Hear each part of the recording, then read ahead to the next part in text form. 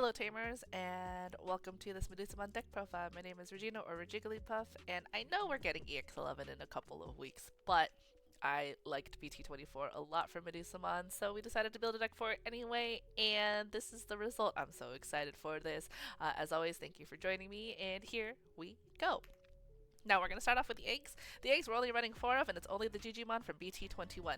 Yes, I know that there was a new Gigimon that came out in BT24. No, I do not like it. I think that this Gigimon is way better because it helps you evo up the chain a little bit. Yes, the cost reduction is only for 1, but that's still better than paying full cost for an evolution. I also love that this Digimon says, hey, it doesn't matter to me which Digimon you choose to Digivolve as long as the security stack got removed from and what you're evoing into is Reptile or Dragonkin. That's all that matters to this Digimon.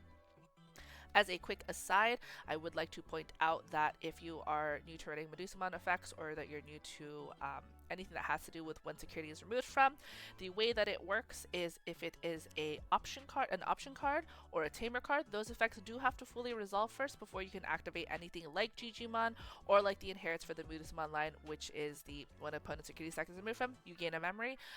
If it's a battle between a Digimon, then you will get the effects immediately, versus options or tamers, those have to fully resolve first before you can trigger those effects. So Digimon battle, you're fine, you can get the effects immediately. Non-Digimon battle, so tamers or options, you do have to resolve them first and hope that your Digimon survives. If it doesn't have progress, which is very rare in this deck, but just wanted to point that out. So again, for Digimon only though. That's it for our eggs. We're going to move on to our level 3s. Our level 3s, we're going to start off with the 4 of Elizamon from BT21. This is the on-play searcher that almost all the Liberator card decks are running, because if you're not, I don't know what is happening. Are you okay? Because these are on play, so you reveal the top 3 cards, then you add a card with Reptile or Dragonkin, and then one with the Liberator trait among them to your hand. Then you bottom deck everything else. Most of the time, like maybe once or twice, or like if you're really unlucky, like more than 5 times like in a game, this Elizamon will pick up 2 pieces from your deck, right? Because almost everything in this deck is either Reptile or Dragonkin and has Liberator. There's very few things in this deck that doesn't have it, so she does search a majority of the deck. She searches most of the important pieces as well, and then her inherit is when your opponent's security stack is removed from, you gain a memory. Love that inherit, fantastic. No notes for this Elizamon. We will move on to the BT23 Elizamon. This one is a cost reductor.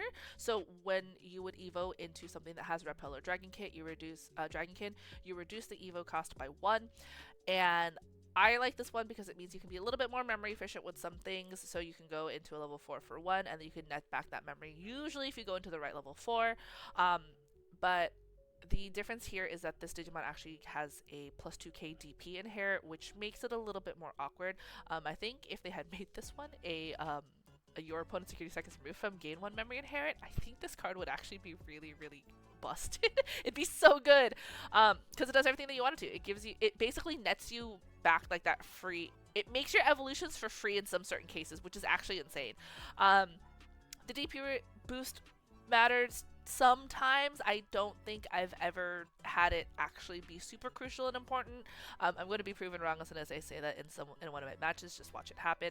I do like this one, excuse me, as the 4 of though, just because I think cost reduction is really nice because it does stack with the hand main effect of the Lamiamon, so you can evo into it for a cost of 2 in most cases. Which is also very, very nice. So our another level 3s, we're actually going to end up with only 10 level 3s in this because we're going to be running 2 of the Elizamon from BT24. This one has an on-play effect as well, where you trash a card with Reptile or Dragonkin or Liberator trait from your hand to draw 2 cards. So one, it's a really nice way to filter cards because it's also it's a good way to get cards that you might want in the trash for later on. So that might mean if you have 2 Owens that you don't really need 2 of, you can trash 1, draw 2 cards. If you are needing a Dimetromon in security, like in your trash really badly because you want to warp into a Lamiamon and you don't have one there yet, you can trash the Dimetromon off of this to draw 2 cards. Her inherit is also the same as her searcher counterpart, which is your opponent's security stack is removed from, you gain a memory. The only reason I'm running this as a 2 of is I personally hate trashing cards from my hand. It's one of my what's one of the things I struggle the most with in card games in general is that I just really don't like trashing cards. I don't know what it is. Even if I get card draw back from it, I just don't like trashing cards. And then we'll move on to our level 4s. Our level 4s here include 3 of the Dimetromon from BT21. This is the one Digivolving. If you have 1 or fewer Tamers, you can play an Owen from your hand without paying the cost. The reason this is only a 3 of and not of a 4 of is because emblems exist. So, on the off chance that you have an emblem out, you can actually, or that you have an emblem in hand, you can play the emblem, play an Owen. You can go into this Dimetromon, play another Owen. I think it's not that she matters less overall, it's just that the emblems make it so that you don't really have to worry about finding this piece to get an Owen onto the field, if that makes sense, right? Her inherit is also the same. When you're put in security stack and removed from, you gain a memory. I am also running 2 of the Dimetromon promos. This is from the tournament packs from last year. I think it's volume 4. Don't quote me on that. This one has a security effect, so when it gets hit in security, you can activate a security effect, which is you play a card with Liberator trait and a play cost of 4 or less from your hand or trash without paying the cost. This is a nice way to get a body onto the field. Or if somehow your security got trashed and you're like, oh no, I needed that from the trash, you can just play it out now thanks to this Dimetromon. Inherit is the same as this BT21 Dimetromon, which is security stack is removed, you gain a memory. I also think that it's funny that this Dimetromon has progress. There is a world where you have this Dimetromon on top of that Elizamon with a plus DP boost and you're swinging 8k with progress. It's just a little funny. With the right Owen, you could be swinging with 11,000 DP in progress. Which is also very entertaining for a level 4, right? But I like this one just for the security effect. I'm only running 2 because I'm not lucky enough to have that security effect happen often enough. And then a couple of our other level 4s include the new Dimetromon from BT24. This one has a blocker and has an alternate effect. So when any of your other Digimon with Reptile or Dragonkin would leave the battle area by your opponent's effects, you can return this Dimetromon specifically to your hand so it doesn't leave. Please note that it does say other Digimon, so Dimetromon cannot bounce itself to protect itself, which is a little unfortunate, but that's fine. Inherit is also opponent's security stack that's removed from, you gain a memory. I like this one because you can play it off of certain effects like the Lamiamon's inherit, and it means that you can either have a blocker or you can have a protection, and your opponent has to decide what you would value more. This Dimetromon has actually come up a couple of times. I don't think it's enough to the point where I would want to run it as a 3 of, but it's very good control in certain aspects of matches where you're wondering, okay, I need a blocker to play out, because it is the only blocker I think in this entire deck. Red's not really known for being defensive, so that's totally fine.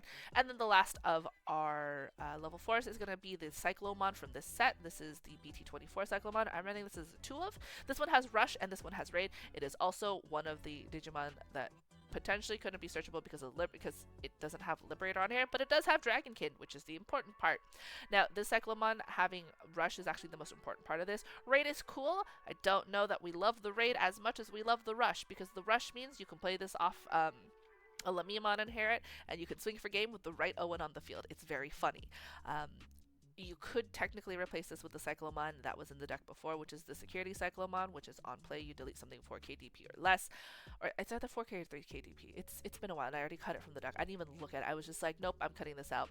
I love the Cyclonemon because it is a very, it's very, in line with what you expect a red-based Digimon deck to do. It's very aggressive because the Rush is just like, oh, okay, you can play this, you can either get another security check-in, or you can just win the game from it.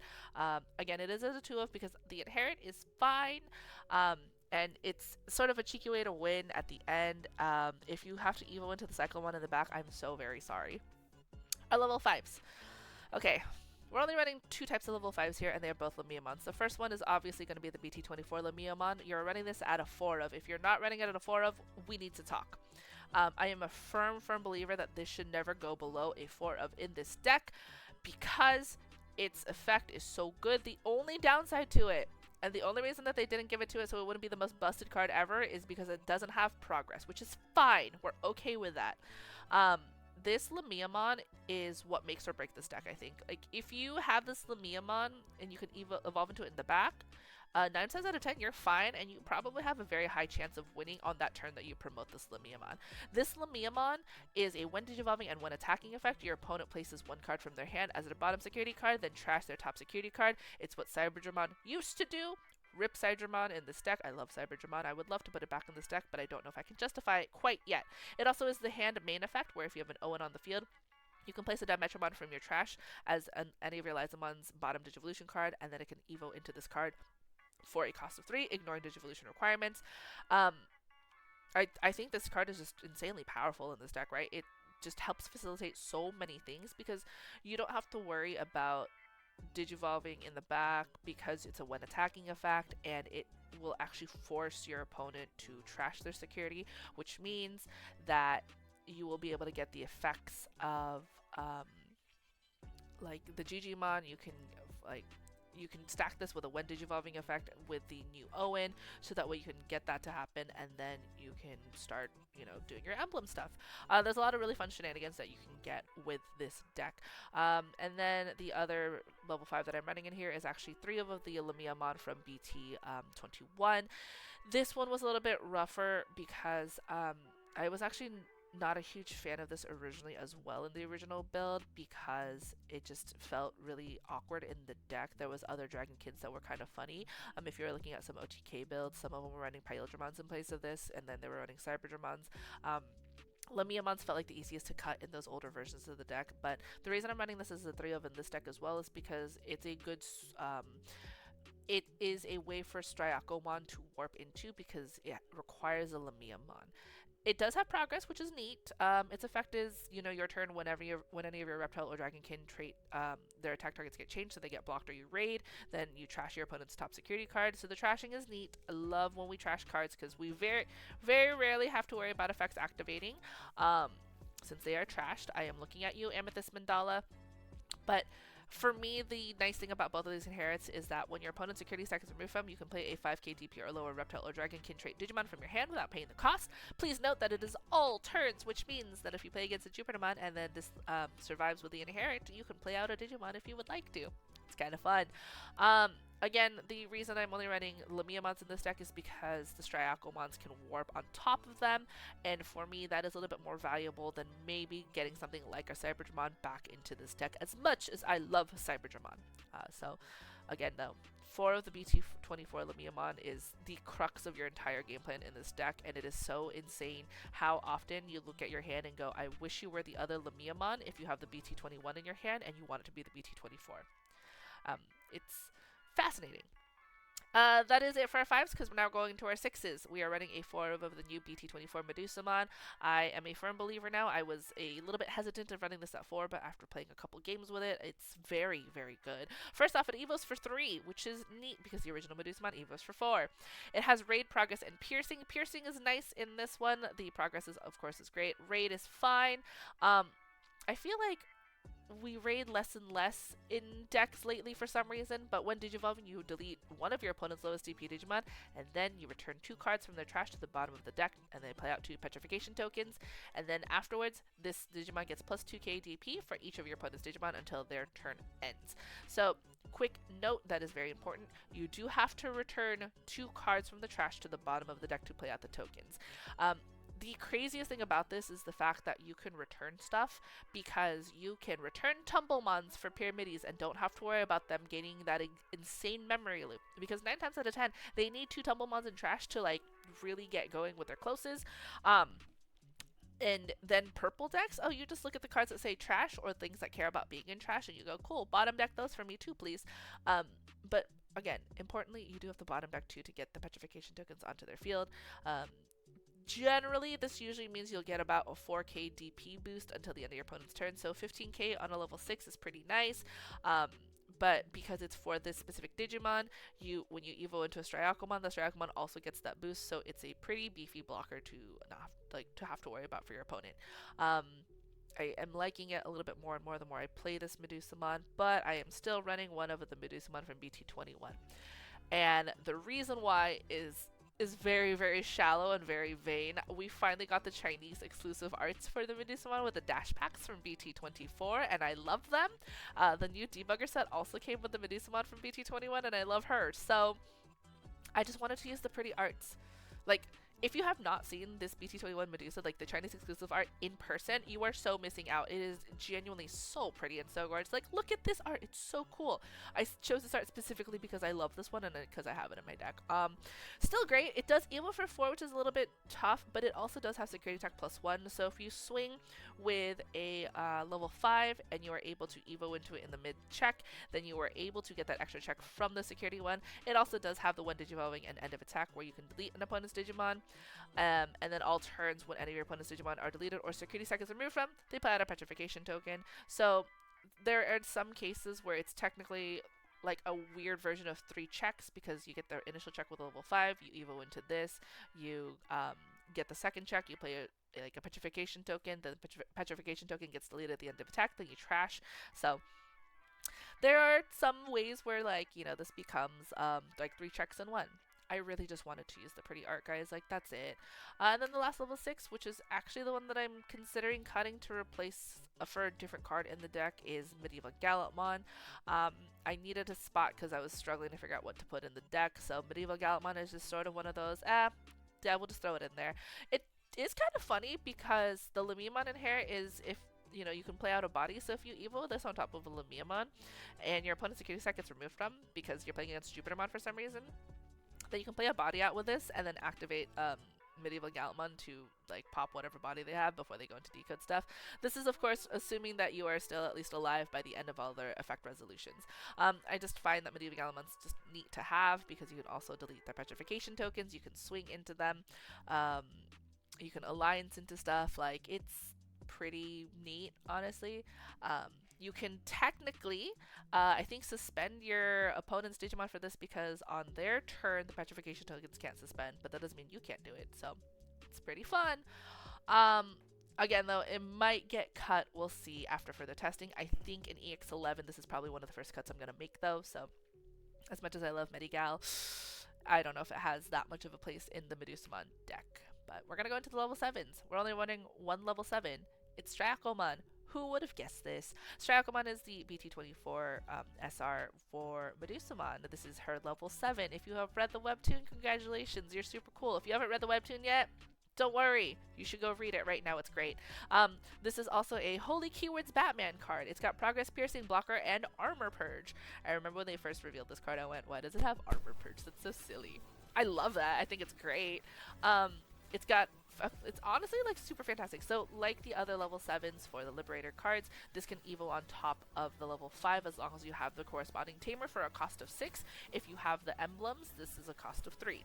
So when Digivolving, you trash any one of your opponent's security cards, then this Digimon may unsuspend. Fun fact, you can choose which card it is. You can choose which security, so if they did something with the Lamiamon where they went, I'm going to chuck this card in there, you can trash that card because it doesn't care that it's at the bottom. It just says trash any of your opponent's security cards to unsuspend this. It's fun. All turns, whenever your opponent's security seconds removed from, you can delete one of their Digimon. Then all turns, when any of your Reptile or Dragonkin trait Digimon would leave the battle area, you can delete one of your opponent's lowest VP Digimon so they don't leave. This is very funny to me because, again, I'm just using Jupiter because right now that's like the big thing that we're all worried about and we've been testing against. So when Jupitermon trashes, like when the Jupitermon decks trash their own security, they do resolve all of their effects, and then your Strayako says, oh, you removed your security stack. That's crazy. I'm going to delete one of your Digimon. No, it says one of their Digimon. It does not care which Digimon it is. It just says one of them. But the Alternates Protection does care about the DP. It has to be the lowest DP. So it's kind of fun. If you have 2 Stryakomons on the field, first off, congratulations. Second of all, you are a nightmare to deal with. I played against 2, I was playing a tournament the other night, and there was 2 Stryakomon on the field, and I went, I just can't do anything about this because they'll both trigger, and anything I do will kill me. It was great, and it was nightmare fuel, but it was a struggle. Stryakomon, because it also has Blocker and Armor Purge, does mean that if you try to pop a Stryakomon with your own Stryakomon, they can Armor Purge themselves out. The Blocker is also pretty neat, and Piercing is just always really good. So again, because of the way that the BT24 Medusamon is worded, if you go into that Medusamon and the Stryakomon on the same turn, the Stryakomon does get the DP boost. So this thing can get pretty beefy. I don't know if I'm going to run it as a 4 of. I'm not personally comfortable with running level 7s at a 4 of. I know that if you are playing a version that is a little bit more aggressive, like the Magnetictromons do, where they are running the Magnetictromons at a 4 of because they're cutting out Pyramides, then that's totally fine. I personally think that Medusamon actually cares about the Medusamons alongside the Strayako, so it's a little bit harder to cut a lot of the spaces for the level 6 because the 6s are so important in this deck as much as the 7s are. But that's it for the Digimon. We're going to go into the Tamers now. If you guess that the only Tamers we're running in this are Owen Dreadnought, congratulations, you are correct. So BT18 Owen Dreadnought is going to be out of one of them in this deck. I love having memory in this game because it means I can do a lot more plays. The more memory I have, the more things I can usually do, as long as my hand is not bricked. So my start of turn, you know, you get 2 or less, you set a 3. Love memory setters, love that you can play this off of an emblem. There are times where your opponent can just be like, yeah, here you go, and you can just play an emblem, play this Owen, Evo, do all your fun stuff, and then you're guaranteed 3 memory all the time. All turns, when your opponent's security seconds removed from, you can suspend this tamer to delete one of your opponent's Digimon with 4,000 DP or less.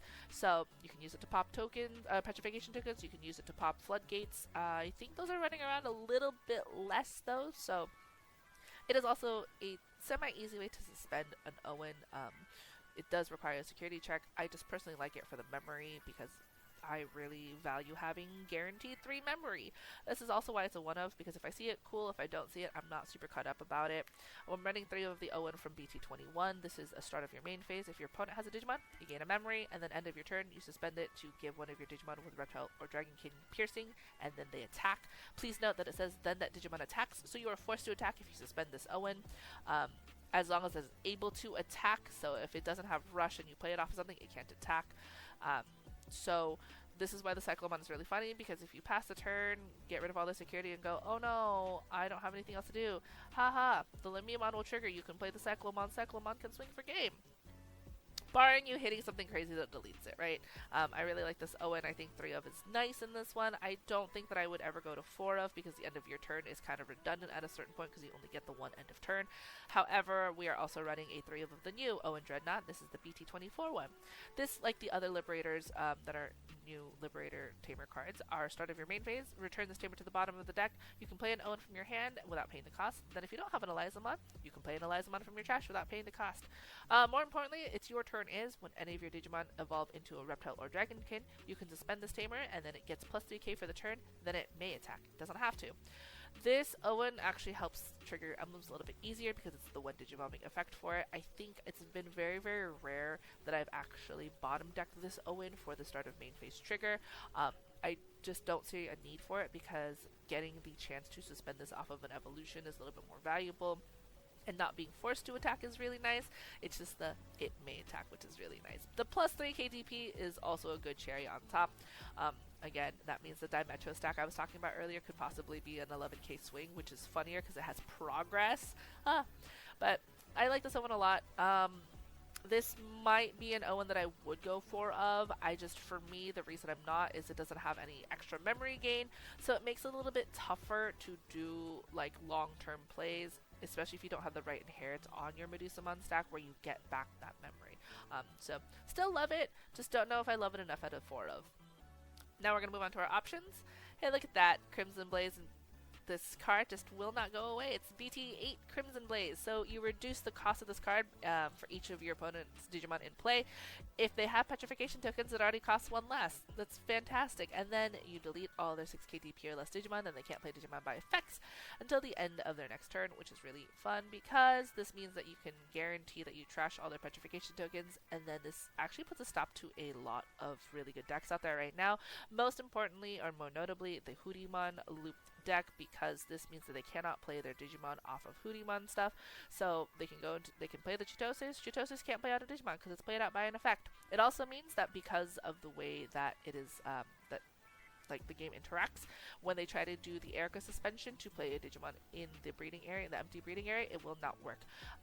Breeding area is only protected when it's like the egg into a breeding. It is not protected when you are playing into that area by an effect, so it'll also stop stuff like, not that it matters in this format, but stuff like Divas, which Divas play in the empty breeding area. It'll stop stuff like Chronicles, which can also... Actually, sorry, Chronicles does not play in the empty breeding area, but Creepymon does in some builds. So please keep note of that, but because of the way that it works, that they cannot play those Digimon because it is played by an effect still. And even though it is the breeding area, it is technically not a breeding area where it is protected by. It's Digimon is weird, okay? I'm running this into 2 of because I don't want to try to make space for 3. It's good in certain circumstances. I don't always want it in my hand. I am running a 3 of with the offense training though, because I like searching my deck and I like cost reduction for my evolutions. I will always be an advocate for trainings. I think trainings are a great card. I love them a lot. They will 90% of the time, depending on what deck you're playing, pick up every single card inside of your deck. They're weird decks out there that have an amalgamation of colors. Those ones don't have to run trainings because they have their own ways to pick up and cost reduce stuff. In a deck like this, which is primarily red, except for like the medieval Galamon, which is partially green, offense trainings are great because you can pick up literally every single card in this deck. So love it, love the cost reduction. In some cases it'll mean that you net back memory from your evolutions, which is always really fun. And then the last of our options is going to be the unique emblem Blazing Crescendo. This is just like the other emblems that we've gotten for the Webtoon characters. This is a main you play an Elizamon Owen from your hand or trash, and then you place it to the battle area.